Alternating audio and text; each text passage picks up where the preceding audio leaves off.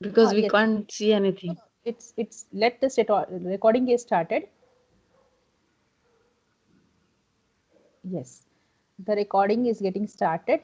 There may be a delay of 10 seconds. Okay. So now I have started the sharing the slides.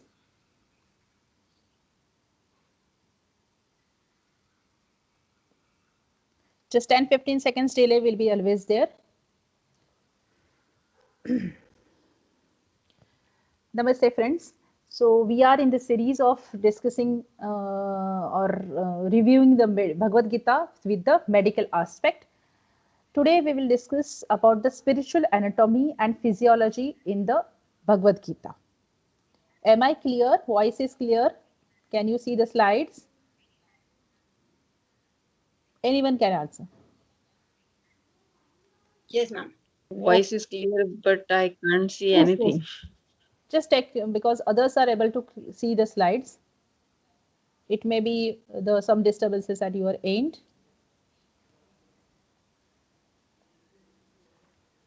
Or anyway, these are the live sessions. Anyway, you can observe all the sessions are getting recorded. If you are missing any kind of portion in this live session, you can anyway watch it in the recorded session. All this is getting recorded and it is getting uploaded in the group also. So somehow if you are missing some portion or some part of the some thing, I mean recording, you can anytime observe or watch that again within next 30 days. Okay, so let's start about the spiritual anatomy and physiology described in Bhagavad Gita. Okay, we are viewing Bhagavad Gita with the medical aspect. So everybody now with advanced modern science, now we are quite aware of the our anatomy and physiology of the human body. Okay, we know we know each and every single cell, we know each and every single artery, vein, nerve, small to small artery, small to small nerve. We are quite aware of that. It is well described in the anatomy and physiology section of the modern science. But what about the spiritual anatomy? Okay, beyond this body, there is something exists. There is an existence of the four koshas. As we know, in yoga, we have pancha koshas, annamaya, pranamaya, manomaya, vijnanamaya, and anandamaya koshas. This current anatomy and physiology, which is well described in by the modern science, is only about the annamaya kosha, little bit about the pranamaya kosha, but about the mind, manomaya kosha, about the intellect, about the vijnanamaya kosha, and about the anandamaya kosha, the modern science have lot of limitations, or they have very few limited approach to deal with these factors or these concepts. So here in this presentation, we are going to discuss about the spiritual anatomy, functional spiritual entities which are basically responsible for the conduction of the human body or responsible for the functions of the human body, the real or the subtler rulers of the functions of human body, spiritual physiology, types of prakritis, basic energies of human beings, vikrutis, that is an elusive cosmic energy, that is something called as a maya in the mythological aspect or in the Vedic literature, fruits of vikruti, solutions to overcome this vikruti, knowledge of six pillars of health, which are those six pillars that we should know, which are responsible to keep the person healthy or to keep the atmosphere complete healthy. That six pillars we will discuss about, and the limitations of the human senses or the human body and their physical abilities. So this concepts we will discuss in this chapter or in this presentation. So let's start about the spiritual anatomy of the person, or when we are discussing about a human entity or human or a person, he is made up of the body. Okay, we can, if we are discussing about a person, we can visualize his body, but there are so many things in his personality that we cannot visualize. Okay, or we cannot visualize. So the basically what is a person or what is a human being? Basically, it at a subtler level, it is a combination of Prakriti and Purusha. In the 13th chapter of Bhagavad Gita is revealing the very subtler knowledge about the human beings. Okay, so that is a Kshetra Kshetrajna Vibhag Yog. Okay, so that 13 chapters, first 7 sutras are dealing that what is a human being or what are the humans basically. Because when I am talking about a person, his body and his behavior can be observed, but his subtler aspect of his personality cannot be observed or difficult to observe. So Arjuna asks in first sutra of 13th chapter, Kshetra Kshetrajna Vibhag Yog, that I want to, till 13th chapter, Arjuna was quite aware that human beings are, the people are not the body. They are quite ahead, or there are too much subtler things are present, because Sankhya Yoga, that Karma Yoga, Bhakti Yoga, that are the previous chapters in up to 12 chapters. So up to 13th chapter, Arjuna was quite aware that human beings are having subtler, more existence than the human body. So he asked the question that what is Prakriti? What is nature? What is this matter? What is Purusha? Because in second chapter, third chapter, you are continuously telling me about the Purushas. Okay. Kshetra. What is a Kshetra? What is a Kshetrajna? What is a Jnana and what is a Jneya? Okay. So these are 5-6 questions he asked in first sutra. Prakrutim Purusham Chaiva Kshetram Kshetrajnamevacho etad viditum ichhami jnanam jneyam cha Keshava. Okay, so hey Keshava, please tell me more about all these things, about Prakriti, about Purusha, about Kshetra. I am totally confused. What is Kshetra? What is Kshetrajna? Because these words are used by you up to till these discussions till now. So what is Jnana? What is knowledge? Okay, so in next sutra, he is asking, Sri Krishna is giving the functional spiritual entities. There are basically two entities, Kshetra and Kshetrajna. So in second sutra, Sri Krishna is telling, Sri Bhagavanu Vacha, idam shariram kaunteya kshetram ityadvidhiyate etadyo vetti tam prahuhu kshetrajna iti tadvidaha. Okay. So you need to understand that there are two basic entities of human body, of human entity or human personality. That there is a Kshetra and there is a Kshetrajna. Okay, Kshetra means the body which we can visualize, which I can dissect physically. Okay, in medical, in medical degree or in medical colleges, we dissect the body. Okay, or if I operate the body, so that is the Kshetra, the body which is here along with his indriyas on this earth is called as something Kshetra or Kshetrajna. The one who knows or who runs this body is called as Kshetrajna. Whenever the person die, what leaves from the body is called as a Kshetrajna. Okay, and then the remaining body is called as a dead body. So that is a Kshetra. Kshetra means the field, and the Kshetrajna means the farmer. Okay, so we have the farm and we have the farmer. Okay, if the farmer is working in the farm, then only the crops, or then only we can get some kind of food. Okay, so like this, there are two entities, Kshetra and Kshetrajna, the body and the person who is, or the entity or the energy, the one who runs or who knows this is a body.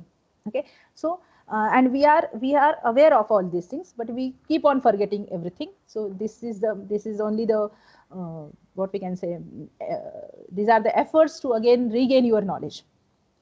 So there are two things, Kshetra and Kshetrajna. Okay, Kshetra is a upadhi of Kshetrajna.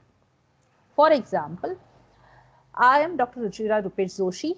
So doctor is my upadhi, or as a lecturer or as a speaker, if I will keep on, myself is a person, and being a lecturer, being a speaker, being a doctor is my upadhi.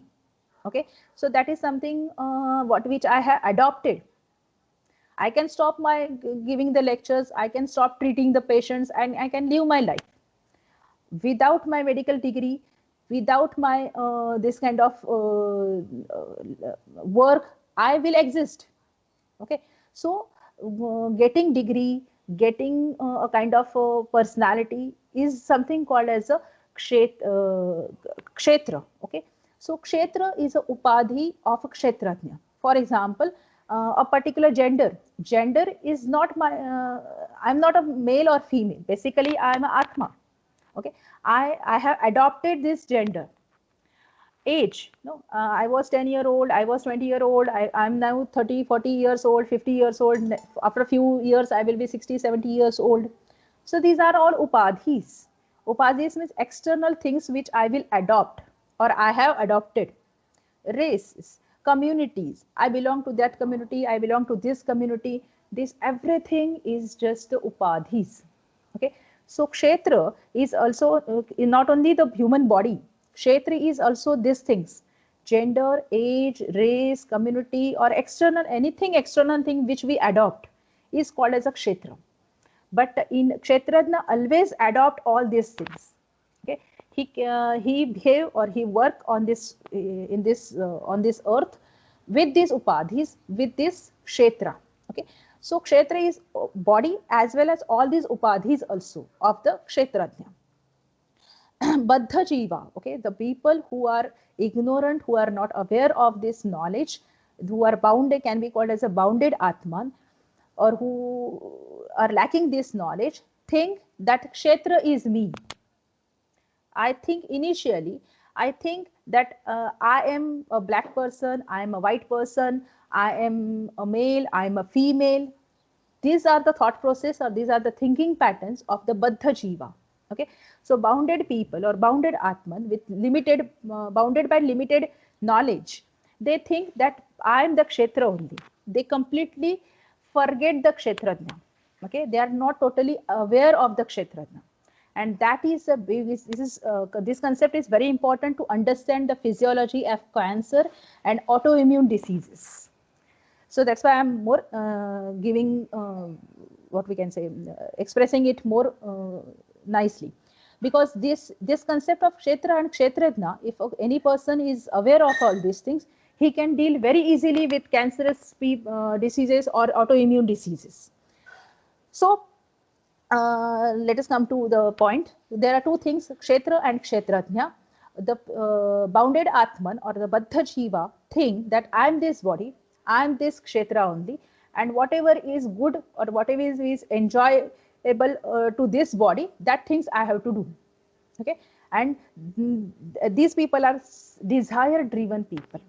Okay, they do the things only that those things which are useful for their body, which can be enjoyed by their body. Okay, so to enjoy the pleasure of the indriyas, desire make them to enjoy the pleasure of the indriyas, pleasure of the body. Okay, so this here in this second sutra we are getting two entities, basically kshetra and kshetrajna. Kshetra is something different, kshetrajna is something different.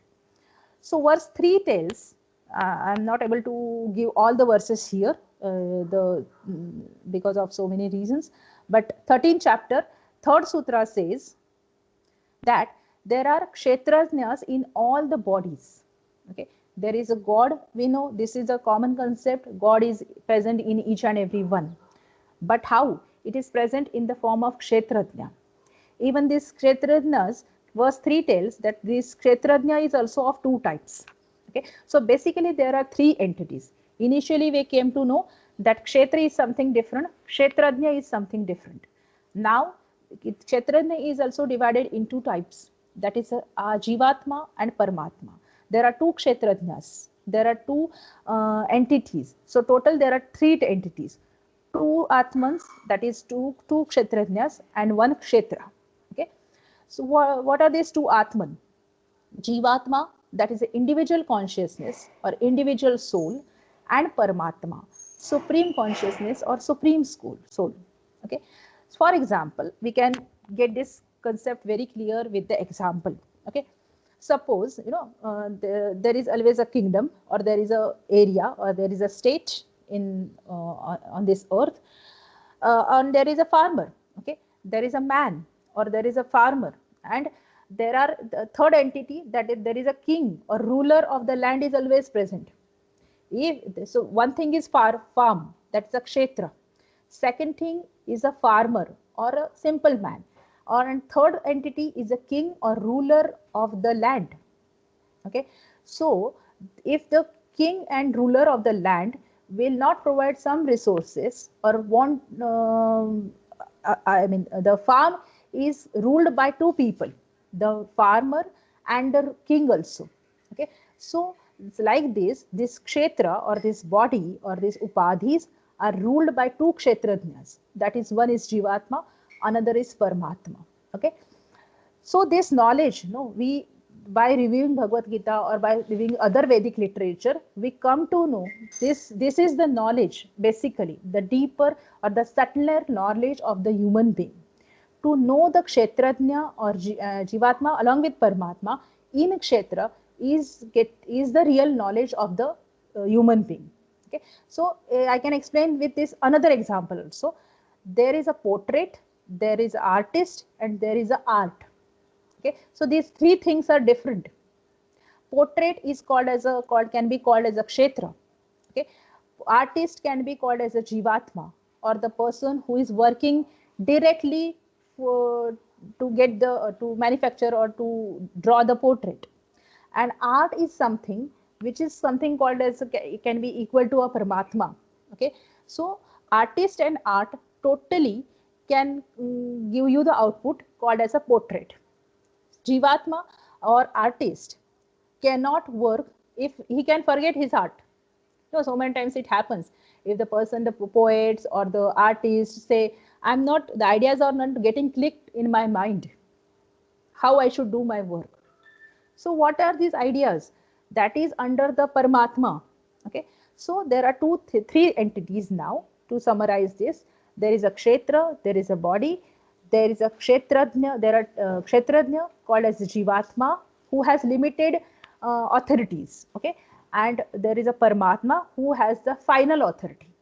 Okay, for example, farm is a kshetra, farmer has the limited authority, but the king has ultimate authority. Okay, so there is a kshetra, there are two kshetrajnas always present in each and every human body. So let's have a little bit more differentiation about the Jivatma and Paramatma, about these two kshetrajnas. Jivatma is always covered with samskars and vasanas. Now, what is samskar and what is vasana? We'll not explore more. Samskar is something, the impressions on the mind, and vasanas are constant desires, okay, long-term desires, which are carried from birth to birth, birth after birth. Okay, so the Jivatma is always covered with the samskars and vasanas. Paramatma is away from all these things. Okay, he is Akshar Brahma, or he is a ultimate God. He cannot get limited between these samskars and vasanas. Jivatma can get contaminated by samskars and vasanas. If I will keep on adopting wrong vasanas, wrong impressions, wrong samskars, okay, that can that aspect can get contaminated. Jivatma can get contaminated.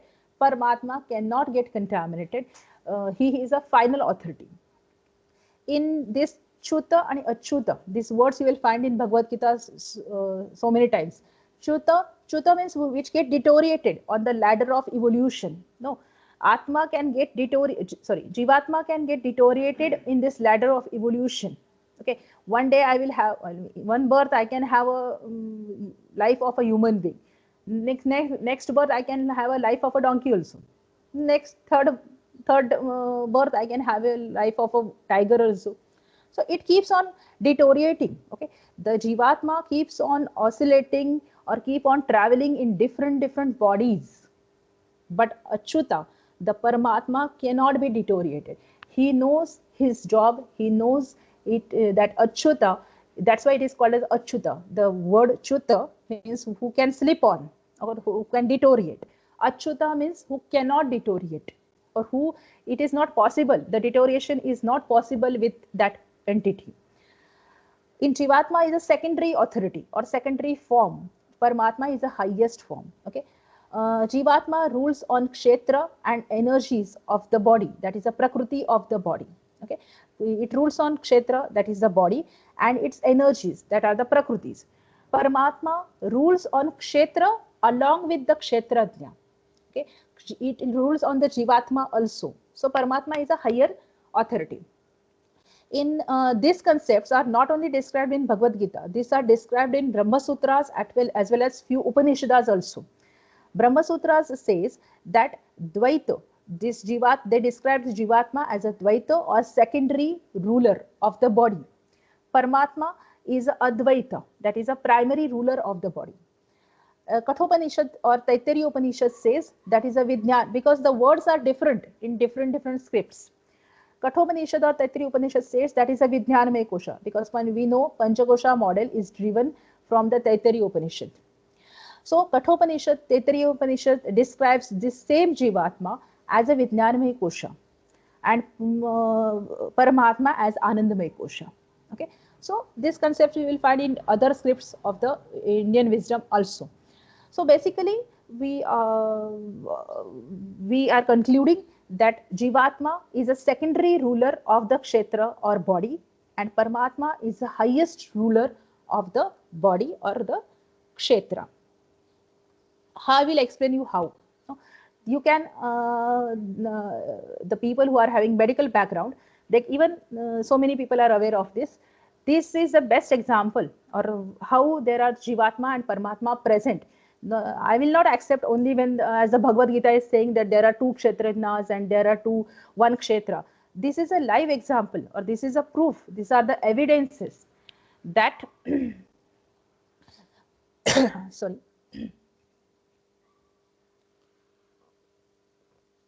These are the evidences, hidden evidences that uh, supports this kshetra kshetrajna concept. See, there are rulers of the functions of the human body. We know there are 9 basic systems of the human body: skeleton system, circulatory system, muscular system, nervous system, respiratory, endocrine, excretory, digestive, reproductive. You know, modern science has well described all the systems and all the organs of the kshetra, that is the body. Okay, so we have the human body systems. Somewhere 9 systems described now, somewhere 10 systems, 11 systems. So human body systems, but some systems are voluntary systems, some systems are involuntary systems. We have voluntary organs, we have involuntary organs. Ruler of the voluntary functions, for example, musculoskeletal and little bit of the digestive system and little bit of the reproductive system is the voluntary systems or voluntary functions.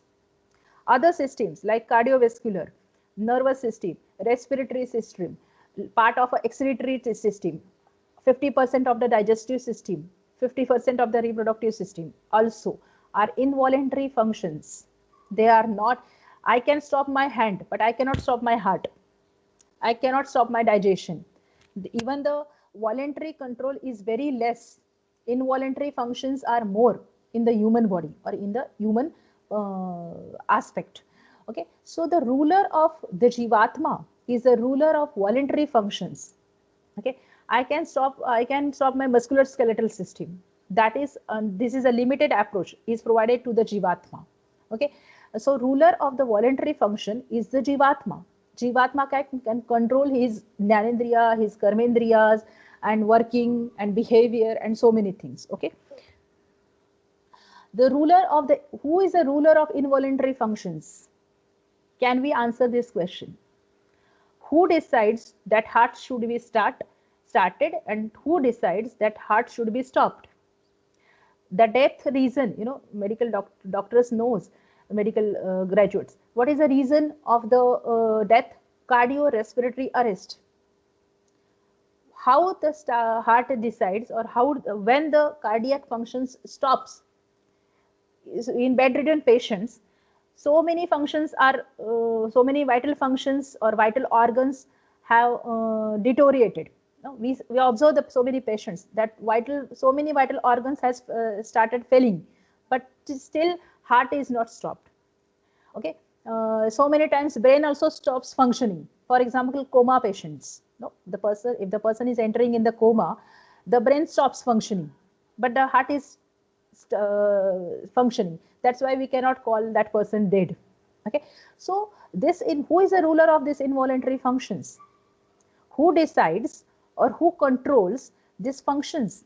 Who decides the heart should be started? Of course, little bit of heartbeats I can control. I have exercises, some kind of aerobic exercises, anaerobic exercises, or yoga practices, pranayama, meditation, and so many things, which can give you partial control over this cardiovascular system, which can give us the partial control over respiratory system. Respiratory rate can be decreased, can be increased. Dynamic practices of yoga, dynamic practices of physical exercises can increase the respiration, can increase the blood pressure. That is a partial control over this system. But we can't have the complete control over this system or over these organs. Now I don't want my heart to function. Let us stop this. I can do this with my hand, with my musculoskeletal system, even with my brain also, little bit, partially. But I cannot have complete control over my heart. I cannot have complete control over my brain. So under who is ruler of these involuntary functions? Paramatma, the higher entity. And the ruler of the voluntary functions are the Jivatma. Okay, so here are the evidence that there are two kshetranyas present in each and every body or each and every kshetra. There are indriyas, senses, rulers of the jnanendriyas is a Paramatma. Even indriyas is little bit under partial control. Few jnanendriyas are under control of Paramatma. Few partial control is always given. Complete control is not provided with the Jivatma always. So ruler of the jnanendriya or sensory control is under the Paramatma. Ruler of the karmendriyas, motor control, is always provided to the Jivatma. Okay, so the behavioral aspect or the motor control of the body is always provided with the Jivatma. Okay, because if you'll think about the example of the king and the farmer, king is not going to enter in the farmer and do the farming. King will have only the authorities, have the superior control. He will make the farmer to work in the farm. Okay, so the motor control, behavioral control is always under the Jivatma, and the final control of the is always under the Paramatma, or Paramatma is ruling the Jivatma. Okay, Paramatma is always ruling over the Jivatma.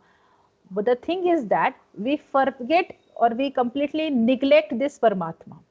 If the farmer completely disorder or disobey the orders of the king, and if he will start functioning according to his mind, then he will be punished in the kingdom or in the state. We have to follow the guidelines of the law and order of the land. Okay, or now there are no kings, but there are rulers of this land. Okay, so we have to follow the orders from the rulers. Okay, if I will start behaving anything, I will get arrested. Okay, if the farmer will start functioning or start behaving or start getting crop according to his desire, he is not allowed to do that. And that is the basic reason of the cancer or of the autoimmune diseases.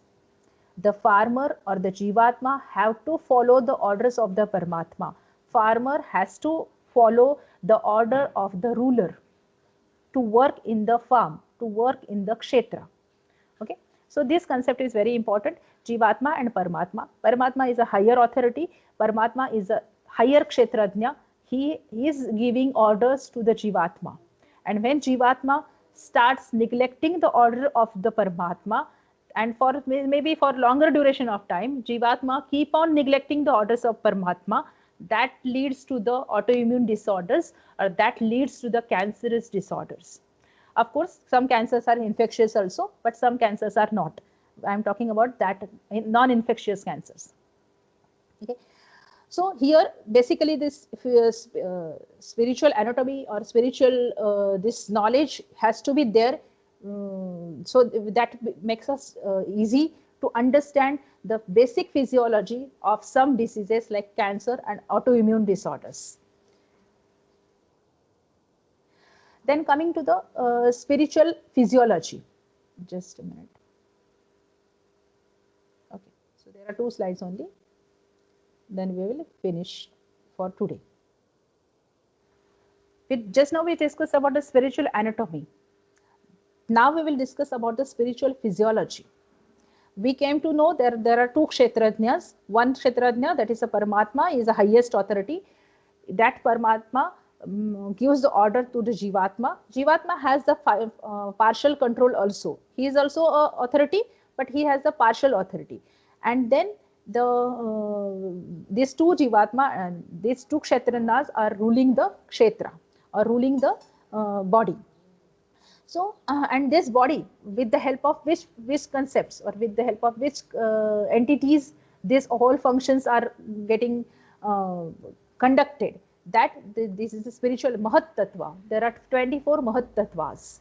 Bhagavad Gita in the same chapter, 13th chapter, 6th and 7th sutras says that Mahabhutanihankaro buddhihi avyaktamevacha indriyani dashaikamcha pancha इंद्रिय गोचराः इच्छा द्वेष सुखम दुःखम संघात चेतना धृतिः एतत् क्षेत्रम समासेन सविकारम उदाहृतम. Okay, so there are totally 24 sutras, concepts, physiological concepts, spiritual physiology. I'm not talking about the body physiology or body, because we know there are a lot of systems, enzymes and hormones and so many, that is about the physical physiology. I'm talking about the spiritual physiology. Who make these enzymes and who make this, or what is the control of enzyme secretion? What is the control of the hormone secretion? Modern science don't have, no, if you'll dig on these answers of this question in a modern science, they will say it is, the reason is not known. Okay, so the reason is lying in the Indian literature. It is lying in the Vedic wisdom. So these are the 24 basic Mahat Tattvas. Mahat means the basic or fundamental. Tattva means principles. Okay, so there are basic 24 principles which rules the body physiology. So spiritual physiology rules the body physiology. Which are these 24? 5 elements, basic elements. We know Pancha Mahabhuta. Okay, that 5 basic elements: Prithvi, Apa, Teja, Vayu, Akash. That is earth, water, fire, air, and ether. Okay, this Pancha Mahabhuta and this Pancha Tanmatra also, along with Ahankar. Each and every body has some sets when the Atma get conceived or the fetus get conceived. It has some Ahankar. Ahankar, it has some Akar. It has some design. That is the basic, we say, genetical design of the person. Okay, so that is the Ahankar.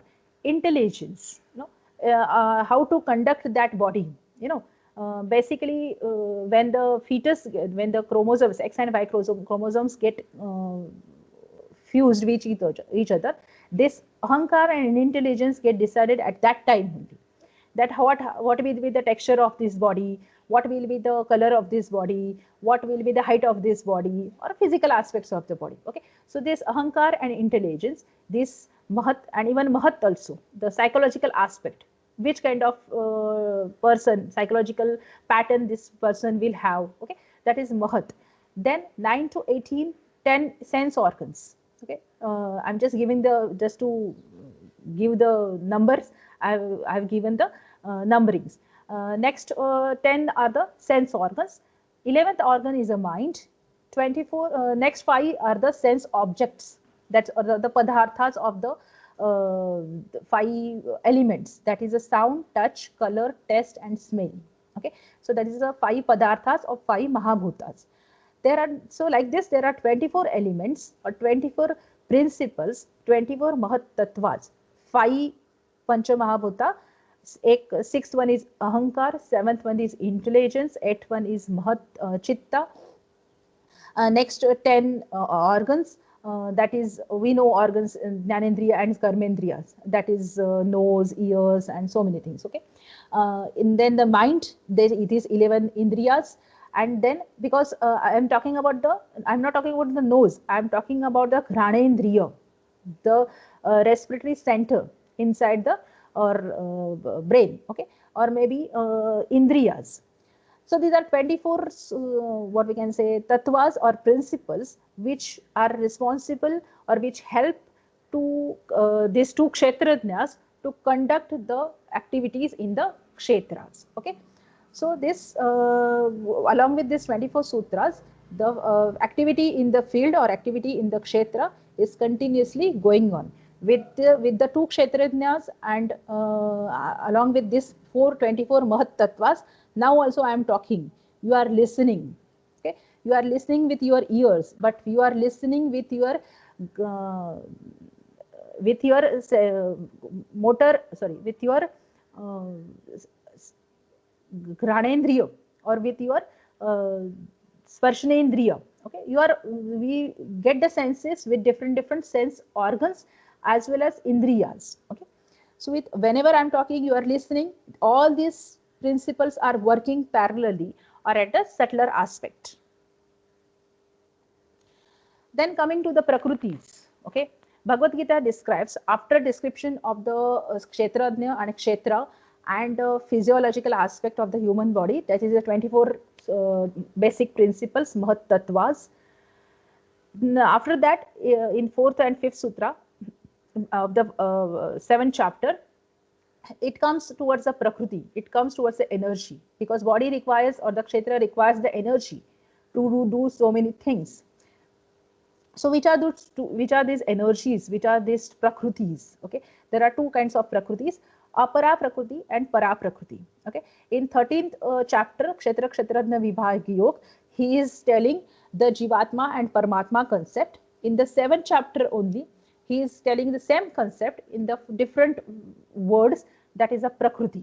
Okay, so he has given the same two kinds of energies he is telling, that is a apara prakriti and para prakriti. Okay, so let's see. Bhumi rapo nalo vayu kham mano buddhirev cha ahankara itiyam me bhinna prakritihi ashtadha अपरेय मितस्त्वन्याम प्रकृतिम विद्धि में पराम जीवभूता महाबाहो ययेदम धार्यते जगत. Okay, so in 7th chapter, 4th and 5th sutras, Sri Krishna is in some different context, Sri Krishna is telling that there are two prakrutik prakrutis. Okay, there are two energies who are ruling over this kshetra also, over this your body also. That is apara prakriti, lower nature, which is basically this bhumi rapo nalo vayu kham mano buddhi evacha. So earth, water, fire, air, space, mind, intellect, and ego. Ego means ahankar, it's not a ego. Okay, just to make it easy, I wrote it in English. So ahankar.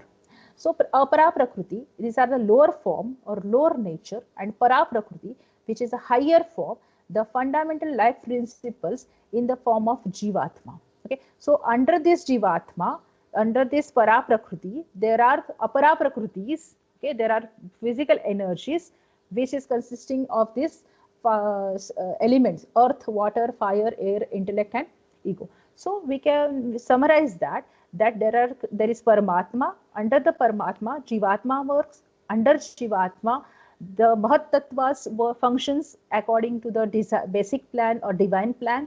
And along with this Mahat Tattvas, there are Apara Prakriti, which is responsible for the complete physiology or complete functioning of this kshetra or of this body. Okay, so we have discussed here about the, today we have discussed about the spiritual anatomy and physiology of the body. Okay, so I can summarize within 1 minute all these things, and tomorrow we will go ahead with the next topic. So basically, what is a human being? It is a combination of Prakriti and Purush. Okay, it is, there are two kshetrajnas and one kshetra. Kshetra is the body or the physical body. Kshetrajnas or it can be called as a upadhi, or it can be, it is a kind of a cloth whereby we wear the different cloths. Like that, kshetrajna wears different bodies in some different aspect. If you remember, in somewhere in Bhagavad Gita, there is a verse, yatha vasansi jirnaya tatha vidhi nihaya, that body is a cloth, and we have to throw the cloth, the atma throw the cloth as we changes the cloth. Okay, so kshetra is a body, kshetra is a cloth of, or the wearings or the upadhi of the kshetrajnas. There are basically two kshetrajnas and one kshetra, three entities, One Kshatrajna is Jivatma, which has the limited resources or limited authorities. Paramatma, which has the supreme authority, supreme consciousness. So all the voluntary functions are under the control of the Jivatma. All the involuntary functions are under the control of Paramatma. Okay. Or we also can say that so many Jnanendriyas are under control of Paramatma, and Karmendriyas are under control of Jivatma.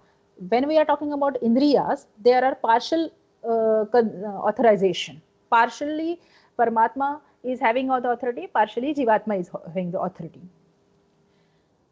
And there are under Jivatma, or under the authority of the Jivatma, these 24 tattvas, Mahat tattvas, help to make the body function normally or abnormally. That is not a concern, but how the things happens, how the body functions. And under these Mahat tattvas, there are two types of Prakriti also, Apara Prakriti and Para Prakriti, which helps to conduct the physical functions of the body. Okay, so thank you very much. I will stop my recording here.